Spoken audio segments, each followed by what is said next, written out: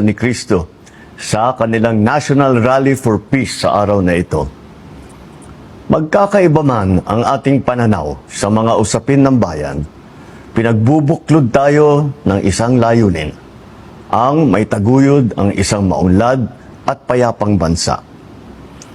Nawa po ay magbunga ng higit na pagkakaisa at pagkakaunawaan sa ating bayan ang pagkikilos na ito.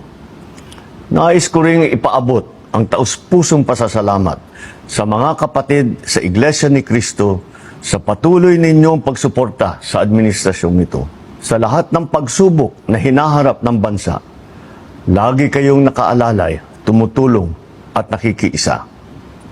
Marami pong pagsubok ang ating kinakaharap at marami pang haharapin, mga balakid sa paglalakbay tungo sa isang maaliwalas at maunlad na bukas na dapat malampasan. Ako'y naniniwala na tayo ay may pagkakaisa, may malasakit sa kapwa, at may pagmamahal sa bayan.